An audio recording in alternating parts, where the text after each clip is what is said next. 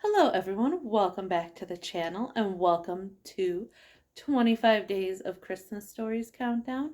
Today is Christmas Eve, so instead of reading from the Disney's Countdown to Christmas, we will be reading The Night Before Christmas. Sit back, relax, and enjoy. 'Twas the night before Christmas, when all through the house not a creature was stirring, not even a mouse.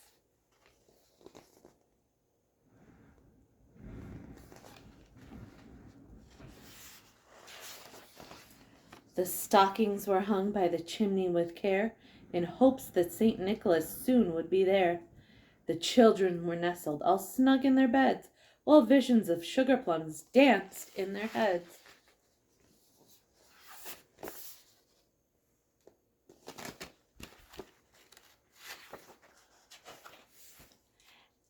And Mamma in her kerchief and I in my cap had just settled down for a long winter's nap.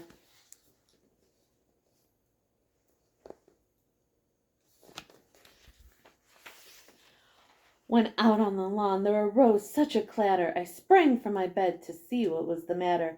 Away to the window I flew like a flash, tore open the shutters, and threw up the sash.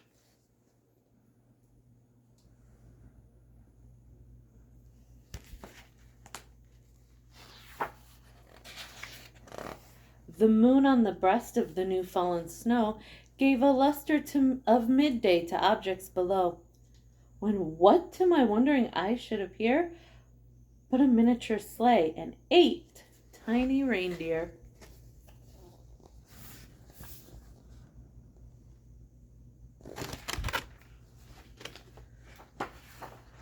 With a little old driver so lively and quick, I knew in a moment it must be Saint Nick. More rapid than eagles the coursers they came. He whistled and shouted and called them by name.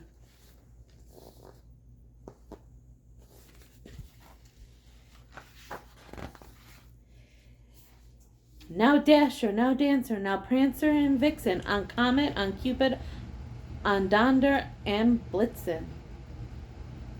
To the top of the porch, to the top of the wall, now dash away, dash away, dash away all.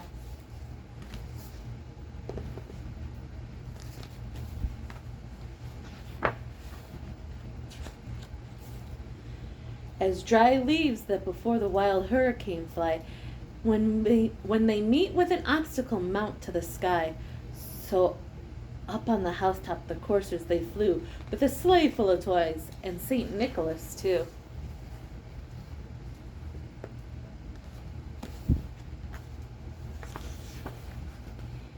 And then in a twinkling I heard on the roof the prancing and pawing of each little hoof.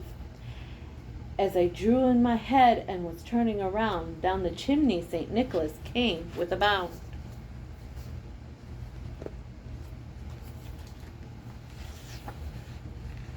He was dressed all in fur, from his head to his foot.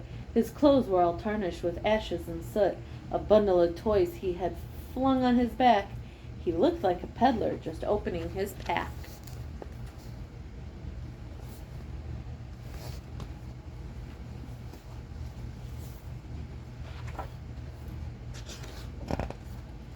His eyes, how they twinkled, his dimples, how merry. His cheeks were like roses, his nose like a cherry.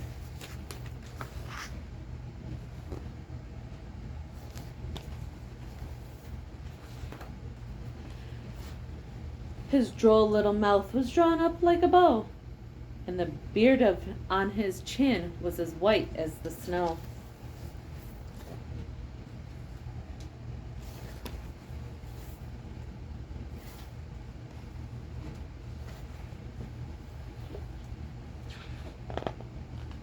The stump of a pipe he held tight in his teeth.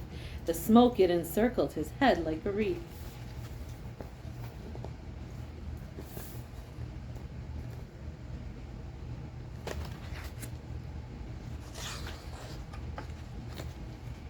He had a broad face and a little round belly that shook when he laughed like a bowl full of jelly. He was chubby and plump, a right jolly old elf, and I laughed when I saw him, in spite of myself.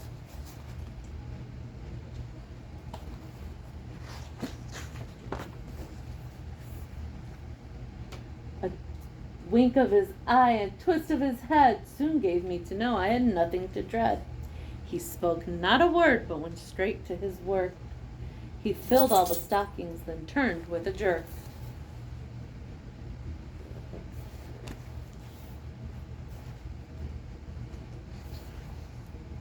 And laying his finger aside of his nose, gave a nod. Up the chimney he rose.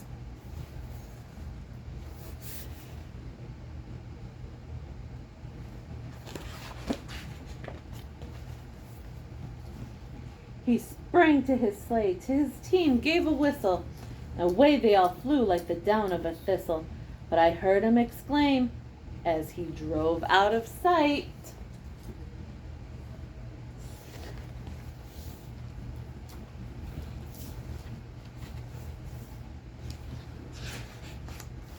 "Merry Christmas to all, and to all a good night."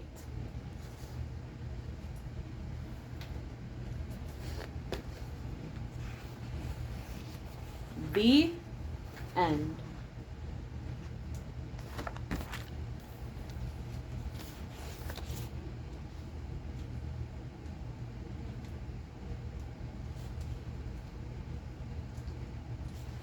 There's a cool little introduction that I will read you guys real quick about the author of the story, which his name is Clement C. Moore. Amid the many Christmas Eve traditions held in various places by all sorts of people, there was one in New York City, not like any other anywhere. A company of men, women, and children would gather together just after the evening service in their church, stand around the tomb of Dr. Clement C. Moore, the author of A Visit from St. Nicholas, and recite together the words of the poem that we all know so well and love so dearly. Dr. Moore was born in a house near Chelsea Square, New York City in 1781, and he lived there all his life. It was a great big house with fireplaces in it, just the house to be living in on Christmas Eve. Dr. Moore had children. He liked writing poetry and wrote a whole book of poems for them. One year he wrote this poem, which we usually call "'Twas the Night Before Christmas," to give his children as a Christmas present. They read it just after they had hung up their stockings over one of the big fireplaces in their house. Afterward, they learned it and sometimes recited it, just as other children learned it and recite it now. It was printed in a newspaper, then a magazine printed it, and after a time it was printed in the school readers. Later it was printed by itself with pictures. Then it was translated into German, French, and many other languages. It was even made into Braille, which is the raised printing that blind children read with their fingers. So it has happened that millions of children all over the world have read this poem. I hope you enjoyed that little tidbit of the author of "'Twas the Night Before Christmas." I hope you have a wonderful holiday. Merry Christmas. Happy New Year. See you next year. Bye.